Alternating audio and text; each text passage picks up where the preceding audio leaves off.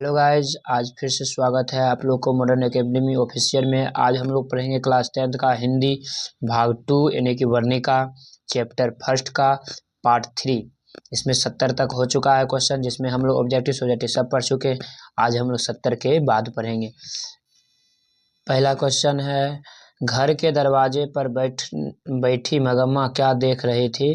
तो उसका बेटा इतना जल्दी क्यों चला गया, इतने देर तक क्यों नहीं आया, यही देख रही थी।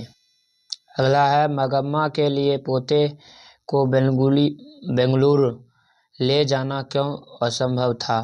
तो क्योंकि सिर पर दही की टोकरी की मटकी वाला टोकरी और गोद में पोते को लेकर जाना मुश्किल रहता था।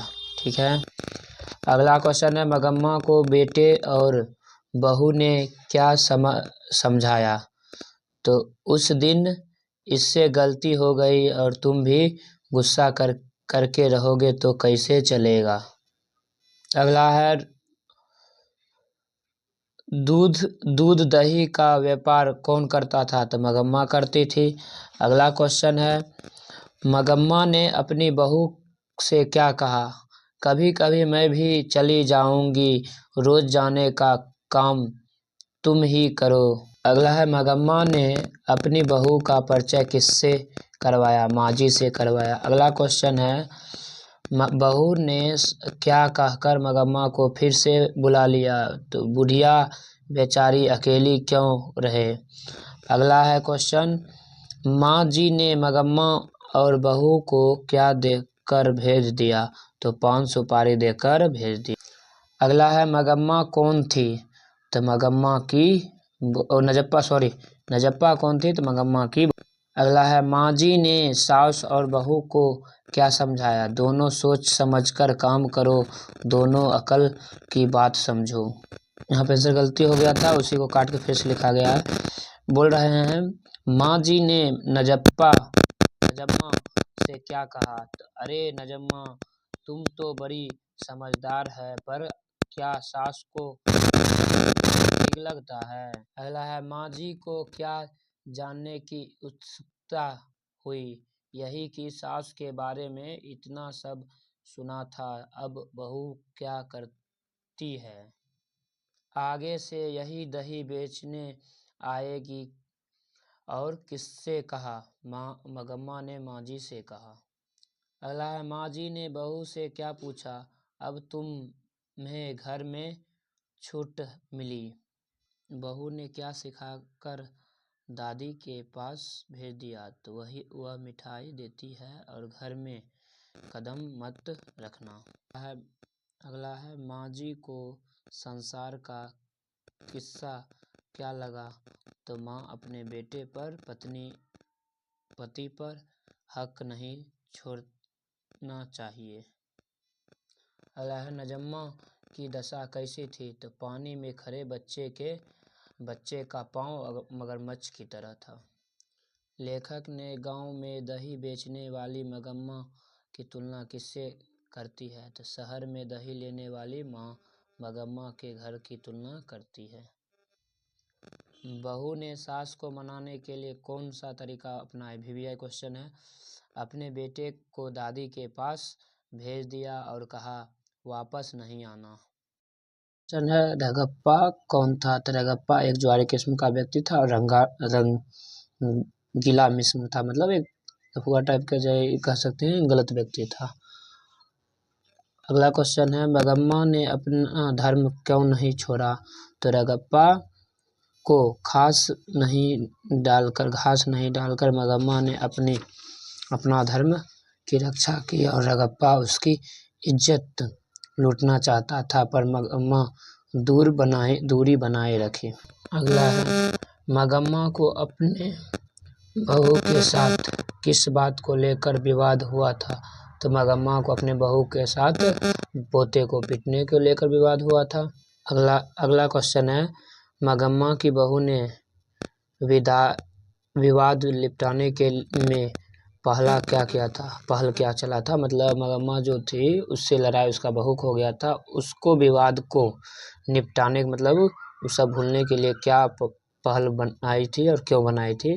तो मगम्मा को अपने बेटे और बहू से अलग रहने पर रगप्पा उसके धन और प्रतिष्ठा पर दीर्घ दृष्टि जमाए मतलब नज़र गराए रखा हुए थे और बहू के पहनी निगाहों ने उतार लिया और मतलब बहू जो था उसकी निगाहों ने उतार लिया था। हमारी सास को अलग रहना ठीक नहीं है, इसीलिए बहू ने बुद्धिमानी से विवाद को निपटाने के लिए पहला पहलू शुरू कर दिया। अगला क्वेश्चन है, कथावाच ने सास और बहू की उपमा किससे की है? तो कथावाच ने पानी में खड़ा बच्चे का पाँव खींचने वाले मगरमच्छ से बहू को और ऊपर से बाँह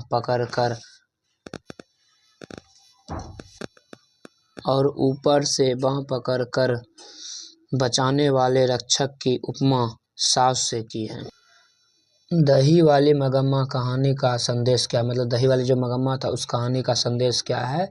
तो यह कहानी का आधुनिक बहुओं को संदेश देती है कि वे अभेस दिखाकर सभी सदस्यों को मिलाकर रखें, इसीलिए बुद्धि का उपयोग करना मगम्मा से सीखें।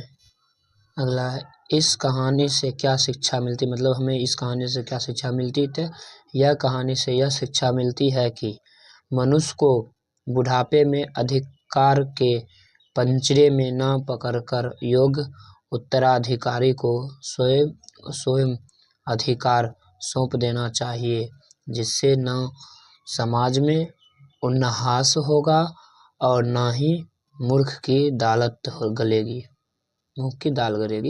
दूसरा क्वेश्चन है 97 में देखते हैं, मगम्मा किस भाषा का शब्द है? तो कन्नड़ भाषा का है। अगला है क्वेश्चन कि मगम्मा का चरित्र चित्रण करें। ये क्वेश्चन भी आया होता है, चरित्र चित्रण करें। तो मगम्मा गांव की सीधी साधी नारी का प्रतिनिधित्व करती है। आज गांव शहर सभी जगह मगम्मा की प्रतिमूर्ति मिलती है। वह कष्ट सहकर भी प्रतिष्ठा से रहना चाहती है।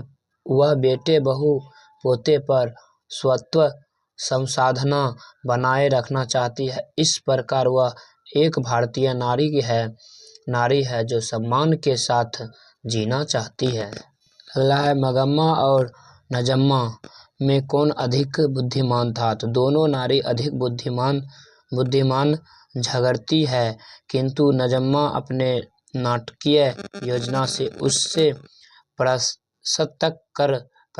कर यहाँ तक कि दही बेचने वाली आय का साधन भी उसके साथ से खुशी ले लेती है। अतः इस व्यवहार से कथाकार ने नजम्मा को मगम्मा से अधिक बुद्धिमान समझा। तो ये क्वेश्चन जो है बहुत इंपॉर्टेंट क्वेश्चन जो हम लोग पढ़ रहे हैं, ये बहुत इंपॉर्टेंट है। आप लोग क्या करें, स्क्रीनशॉट ले ले या कॉपी में कहीं से नोट कर ले। ये सब क्वेश्चन बिहार बोर्ड में 2026 में पूछा ही जाएगा। क्वेश्चन इस आधार पर दिया गया है। 100% गारंटी लेता है मॉडर्न एकेडमी ऑफिशियल। नहीं प्रमाण, जब आप एग्जाम दे के आइएगा तब आप देखिएगा, ये विश्वास मेरा रखिए। और लास्ट का 3 क्वेश्चन पढ़ते हैं। दही वाली मगम्मा के कहानीकार कौन है? तो श्रीनिवास है। मगम्मा के गांव का नाम क्या था? तो वेंकटपुर था। मगम्मा की ख्याति थी मतलब मगम्मा क्या खाते थे? तो पान और सुपारी खाते। तो आप लोग को यह वीडियो कैसा लगा? पार्ट 3 आज पहला चैप्टर पूरा द एंड हो गया। कल हम लोग दूसरा चैप्टर पढ़ेंगे, ठीक है ना? तो आप लोग कैसा लगा यह चैप्टर, और कमेंट में लिखिए कैसा लगा और अच्छा लगा। अगले वीडियो के लिए आप हमें किस चीज़ में दिक्कत है वो चीज़ के लिए कमेंट करें, हम आगे वीडियो बनाएंगे। Thank you.